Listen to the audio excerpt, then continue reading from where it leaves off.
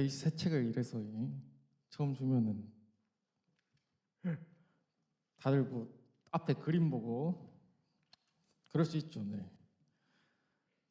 자, 옆에 조는 친구들 좀 한번 깨워주세요.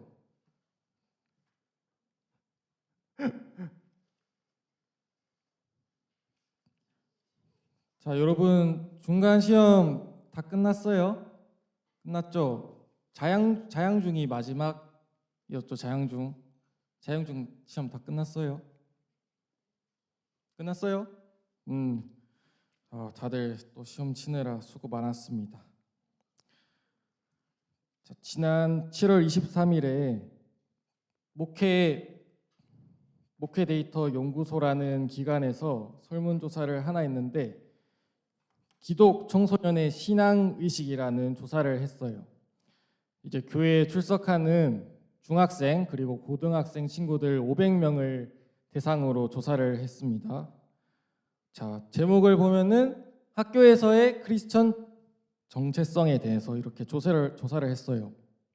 먼저 첫 번째 항목이 나는 학교에서 크리스천임을 드러내고 신앙 이야기를 하는 편이다 라는 질문에 43%의 학생이 그렇다라고 대답을 했어요. 그리고 두 번째로 나는 교회 다니는 것을 말하는 것이 꺼려진다 라는 질문에는 이제 19%의 학생이 그렇다라고 했고 또 19%의 학생이 보통이다라고 했습니다. 그리고 세 번째로 나는 기독교인이라는 것 때문에 놀림을 받은 적이 있다, 비난을 받은 적이 있다라는 질문에는 17%의 학생이 그렇다, 13%의 학생이 보통이다 이렇게 대답을 했어요. 자, 이 설문조사가 보여주는 사실이 뭘까요? 자기가 크리스천이라는 것에 내가 기독교인이라는 것을 드러내는 것에 떳떳하지 못하고 자랑스러워하지 않고 부끄러워하는 친구들이 있다는 거예요. 그리고 기독교인이라는 사실이 친구들 사이에서도 비난의 대상이 될 수 있다는 거죠. 기독교에 대한 부정적인 이미지가 학교에서도 적용되고 있다는 말입니다. 그런데 우리가 오늘 읽었던 이 디모데후서 말씀에서의 상황은 주변 시선 때문에 복음을 부끄러워하는 것을 훨씬 넘어서 예수님을 믿었다가는 목숨이 위험한, 목숨이 끝날 뻔할 수도 있는 상황이었어요. 당시 이스라엘은 로마 제국의 지배를 받고 있었어요. 그런데 기원 후 64년에 로마에서 엄청난 대화재가 일어났습니다. 저번에 마가복음 설교할 때 한번 이야기한 적이 있죠. 이 화재로 로마의 3분의 2가 불에 타버리게 되었어요. 그런데 당시 로마의 황제였던 네로 황제는 이 로마 대화재의 책임을 그리스도인들에게 돌립니다. 그리고 이 로마 대화재를 시작으로 네로 황제는 그리스도인들을 아주 끔찍하게 박해하기 시작해요. 네로 황제는 그리스도인들을 잡아서 산채로 불에 태워서 네로 황제의 정원과 거리의 어두운 밤을 밝히는 가로등으로 사용했습니다. 또한 그리스도인들을 원형 경기장에 넣어서 사자의 밥이 되게 하기도 했어요. 이런 힘든 시기 속에서 예수님을 버리고 기독교를 떠나서 배교하는 사람들도 생겼습니다. 이런 상황 속에서 우리가 잘 아는 사도 바울도 복음을 전하다가 잡혀서 로마의 감옥에 잡혀 있었습니다. 이 감옥에서 바울은 죽음을 앞두고 있었어요. 언제 사형 집행이 이뤄질지 모르는 상황 가운데 있었습니다. 이때 바울이 자신의 영적인 아들이었던 디모데에게 편지를 써요. 유언과도 같은 마지막 편지를 씁니다. 이게 바로 오늘 우리가 읽은 디모데후서 말씀이에요. 디모데후서는 바울이 순교하기 전에 쓴 마지막 책이기 때문에 굉장히 의미가 있어요. 자, 그러면 바울이 편지를 써줬던 그 디모데는 도대체 어떤 사람이었을까요? 디모데후서 1장 2절에 보면은 디모데를 보고 뭐라 하면은 나의 사랑하는 아들 디모데다라고 합니다. 나의 사랑하는 아들. 자, 여기서 아들이라는 말은 디모데가 바울의 육신적인 아들이라는 뜻이 아니에요. 바울은 결혼을 안 했던 사람입니다. 독신이었어요. 여기서 아들은 육신적인 아들이 아니라 영적인 아들을 말해요. 영적인 아들. 디모데는 바울이 정말 아끼고 사랑했던 제자였습니다. 디모데는 바울이 2차 전도 여행을 했을 때 함께 다녔던 바울의 소중한 동력자였어요. 그리고 바울이 디모데후서를 쓸 당시에는 디모데가 에베소 교회에서 목회를 하고 있었습니다. 바울은 디모데를 정말 아끼고 사랑했어요. 그러니까 감옥에 있는 와중에서도 그 디모데를 생각하면서 편지를 써줬던 겁니다. 자, 근데 여기까지만 들으면 디모데도 바울처럼 대단한 사람처럼 생각됩니다. 바울의 영적인 아들이고 바울이 특별히 아끼면서 편지까지 써줬으니까 뭔가 특별한 능력이 있는 그런 뛰어난 사람일 거라고 생각을 할 수가 있어요. 그러나 디모데는 사실 그닥 바울의 뒤를 이을 만큼 대단한 사람이 아니었습니다. 디모데는 오히려 약점이 많았던 사람이에요. 디모데는 먼저 지도자를 하기에는 나이가 너무 어렸던 사람입니다. 디모데전서 4장 12절에서 바울은 디모데에게 이렇게 말을 해요. 그대가 젊다는 이유로 사람들이 그대를 업신여기지 말게 하고 라고 합니다. 디모데는 지도자 자리를 맡기에는 나이가 너무 어렸어요. 그리고 이런 이유로 디모데를 만만하게 보는 사람들도 있었습니다. 그리고 디모데는 또 몸이 약했던 사람이에요. 몸이 약한 사람. 디모데는 위장이 별로 안 좋았고 병이 자주 걸렸던 사람입니다. 허약했어요. 몸이 약하다는 것은 지도자에게 아주 치명적인 약점이죠. 몸이 자주 아프면 일을 제대로 못하니까요. 그리고 마지막으로 디모데는 성격이 소심했던 사람입니다. 디모데는 천성적으로 수줍음이 많고 두려움이 많았던 사람이에요. 사람을 이끌어 가기보다는 사람에게 기대고 싶어하는 사람이 디모데였습니다.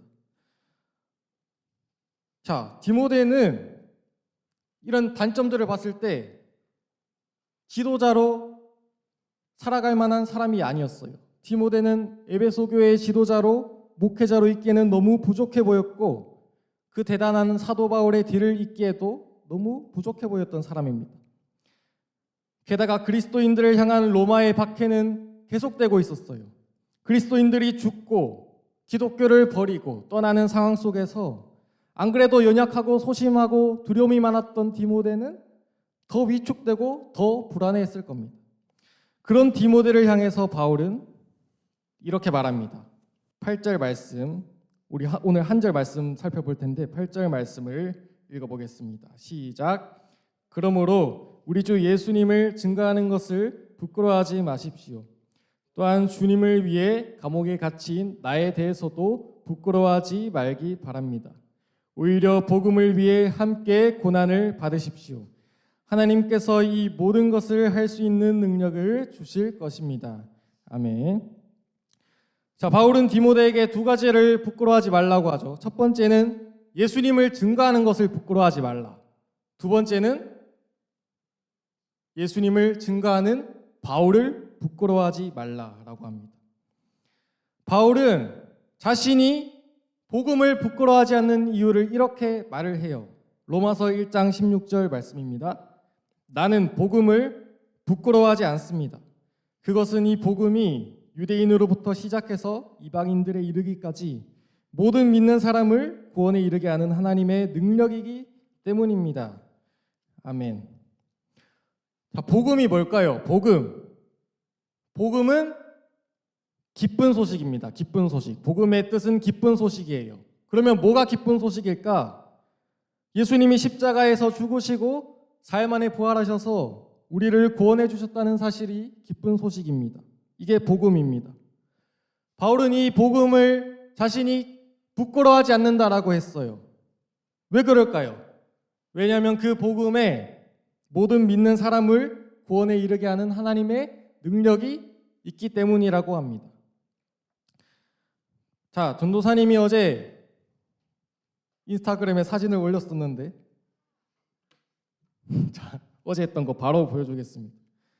제가 어제 여기 뚝섬 유원지에 노방전도를 하러 갔어요. 예수님 분장을 하고 갔습니다. 다른 전도사님들도 같이 갔어요. 여기 곰탈을 쓰고 있는 분이 이장원 전도사님이시고 이렇게 함께 전도사님 네 분이서 함께 전도를 하러 갔습니다. 생각보다 반응이 되게 뜨거웠고 아이들이랑 부모님들 합해서 100명 정도 만나서 전도를 했습니다. 어린 아기들도 많았고 아동부 친구들도 많았고 중학생 친구들이 의외로 또 전도사님이 또 한 미모를 해서 그런지 관심을 또 가져주더라고요. 그래서 막 사진도 같이 찍어주고 했습니다. 자, 제가 뭐하러 예수님 분장하고 이렇게 갔을까요? 어떻게든 예수님 전하려고 복음 전하려고 간 겁니다. 그런데 제가 이 노방전도 하면서 부끄러워했을까요? 나 이거 쪽팔리네 진짜. 이거 내 진짜 전도사니까 하지. 내 진짜 이거 왜 하고 있냐 이렇게 제가 생각을 했을까요? 아닙니다. 자, 물론 이제 전도사님이 조금 관종기가 있긴 하지만 전혀 부끄럽지 않았어요. 전혀 부끄럽지 않았습니다. 왜일까요? 그만큼 복음이 소중하다는 것을 알기 때문입니다. 복음의 가치를 알기 때문이에요. 복음이 부끄럽지 않고 자랑스럽기 때문이에요. 예수님이 자랑스러우니까 내가 부끄러울 게 전혀 없다는 겁니다. 예수님께서는 제자들을 향해서 이렇게 말씀을 하셨어요. 누구든지 이 음란하고 죄가 많은 세대에서 나와 내 말을 부끄럽게 여기면 인자도 아버지의 영광으로 천사들과 함께 올 때 그를 부끄럽게 여길 것이다. 아멘. 우리가 예수님을 부끄럽게 생각하고 복음을 부끄럽게 생각하면은 예수님이 나중에 이 땅에 다시 오실 그때에 예수님도 나를 부끄러워할 거다라고 말을 하세요. 아주 정신이 바짝 드는 말씀입니다. 우리는 복음을 부끄러워해서는 안 됩니다. 부끄러워할 이유가 없습니다. 복음 전하는 걸 부끄러워할 필요가 없어요. 복음은 우리의 자랑입니다. 예수님은 우리의 자랑이에요. 그러니까 부끄러워할 필요가 없습니다. 복음을 부끄러워하지 말라고 말한 바울은 이어서 이렇게 말을 합니다. 복음과 함께, 복음을 위해 함께 고난을 받으라. 복음과 함께 고난을 받으라. 솔직히 이전에 복음을 부끄러워하지 말라고 하는 것까지는 제가 동의할 수 있습니다. 아니 근데 복음을 위해 고난을 받으라뇨, 예수님. 안 그래도 예수님 믿고 사는 거 힘들어 죽겠는데 매일 주일 아침에 이렇게 나와가지고 피곤한 몸을 이끌고 새벽에 놀다가 정신도 제대로 못 차리고 맨날 주일 아침에 나와가지고 이러는 거. 안 그래도 힘들어 죽겠는데 고난을 받으라뇨, 예수님. 이거 좀 너무한 거 아닙니까, 예수님? 이런 생각이 들죠. 바울도 좀 너무합니다, 생각해보면. 안 그래도 소심하고 연약한 디모데한테 위로는 못 해줄 망정 그 힘든 시기 속에서 너 고난 받아야 돼. 예수님이랑 함께 고난을 받아. 복음과 함께 고난을 받아 라고 말을 하고 있어요. 그런데 바울은 디모데에게 편지를 쓰면서 고난을 받아라고 한 번만 말한 게 아닙니다. 디모데후서 2장 3절에서도 그대는 그리스도 예수의 훌륭한 군사답게 고난을 함께 달게 받으십시오. 4장 5절에서도 그러나 그대는 항상 자신을 돌아보며 고난받는 것을 두려워하지 마십시오 라고 말을 해요. 왜 바울은 안 그래도 힘든 디모데를 향해서 고난을 받아야 된다, 너 고난 받아라 라고 말을 할까요? 왜냐하면 진짜 그리스도인은 고난을 피할 수 없기 때문입니다. 그리스도인은 반드시 고난을 받을 수밖에 없습니다. 예수님 믿으면 좋은 것만 있는 게 아니라 오히려 고난이 따른다라고 해요. 예수님은 제자들을 향해서 이렇게 말을 하셨습니다. 우리 함께 읽어보겠습니다. 시작. 하나님을 모르는 세상이 너희를 미워하거든 세상이 먼저 나를 미워했다는 것을 기억하여라. 너희가 세상의 기준대로 살았다면 세상이 너희를 자기네 사람으로 여겨 사랑했을 것이다. 그러나 내가 너희를 선택해서 세상의 기준대로 살지 않고 하나님의 기준대로 살게 했으니 세상이 너희를 미워할 것이다. 아멘.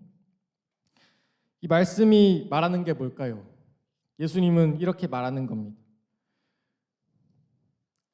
너희가 그리스도인답지 않게 세상의 기준 따라 살면서 그렇게 나를 버리고 세상의 기준대로 살면 세상은 너희를 좋아할 거야. 세상은 너희를 사랑할 거야. 그런데 너희가 세상의 기준대로 살지 않고 나의 말씀대로 살고 나를 따라 살고 하나님의 기준대로 살면 너희는 세상의 미움을 받을 수밖에 없어. 세상은 너희를 미워할 수밖에 없어. 왜냐하면 세상이 나를 미워했기 때문이야. 이렇게 말씀하십니다. 우리나라에도 바울과 디모데가 처했던 그 고난받는 상황처럼 예수님을 믿는 것에 목숨을 걸어야 했던 시대가 있었습니다. 일제강점기 시대죠. 일제강점기.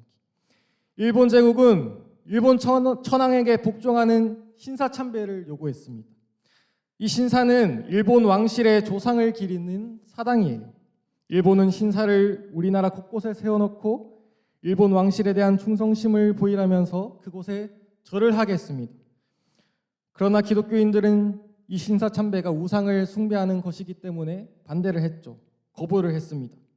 대표적인 사람으로 독립운동가였던 주기철 목사님이 있어요. 이 주기철 목사님은 1897년에 태어나서 일제강점기를 보내며 3.1운동에 참여하고 일제의 식민 정책에 반대하고 싸웠던 인물입니다. 신사참배 거부를 이유로 계속해서 고난을 받고 구속을 받아서 일제의 지독한 고문을 받았어요. 감옥에 갇혔다 풀렸다 계속 이 고문을 받고 힘든 삶을 살아갔던 주기철 목사님은 1940년 2월에 자신이 순교당하기 전에 마지막 설교를 하게 되는데 이런 말씀을 하셨습니다. 설교 중에 하셨던 말씀입니다. 칼날이 나를 기다리느냐? 나는 저 칼날을 향하여 나아가리라. 칼날이 나를 기다리느냐? 나는 저 칼날을 향하여 나아가리라.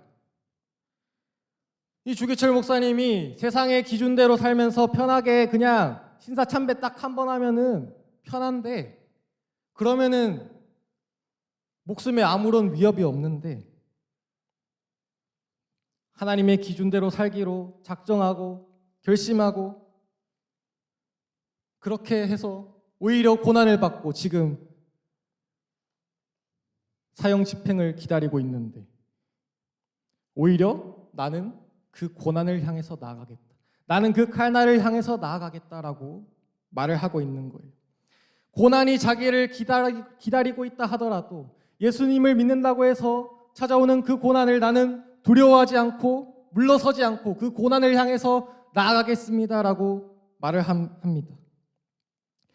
우리도 세상의 기준이 아닌 하나님의 기준대로 살면 세상은 우리를 미워할 수밖에 없어요. 고난을 받을 수밖에 없습니다. 우리는 예수님을 믿는다는 이유로 세상의 손가락질을 받고 지탄을 받을지도 모릅니다. 그러나 우리는 이 고난을 피할 수 없습니다. 우리는 이 고난을 향해서 나아가야 됩니다. 고난을 받아야 합니다. 마지막으로 바울은 우리가 복음을 부끄러워하지 않고 고난을 받을 수 있는 이유를 말해줍니다. 하나님께서 이 모든 것을 할 수 있는 능력을 주실 것입니다. 하나님이 능력 주시면 우리가 복음을 부끄러워하지 않고 예수님 믿는 것을 부끄러워하지 않고 우리가 예수님 믿는다고 세상이 아무리 뭐라 해도 당당하게 예수님 믿는 사람으로 살아가면서 그 예수님 믿는 자들이 받아야 되는 고난을 당당하게 받을 수 있다라는 겁니다. 이제 말씀을 맺겠습니다. 복음을 부끄러워할 수밖에 없는 시대, 두려움에 떨 수밖에 없는 그 시대 속에서 움츠려들고 부끄러워했던 그 디모데를 향해서 바울은 말했습니다. 복음을 부끄러워하지 마십시오. 그리고 복음과 함께 고난을 받으십시오. 하나님도 오늘 우리에게 이렇게 말씀하세요. 사랑하는 내 아들아, 내 딸아, 나를 부끄러워하지 말아라. 복음을 부끄러워하지 말아라. 그 복음에 능력이 있다. 복음에 생명이 있다. 세상이 아무리 나를 믿는다고 해서 너를 미워하고 조롱하여도 그 길에서 물러서지 말아라. 복음과 함께 고난을 받으라 라고 말씀하십니다. 우리 오늘의 말씀을 생각하면서 내 마음의 주를 향한 사랑이 함께 찬양하겠습니다.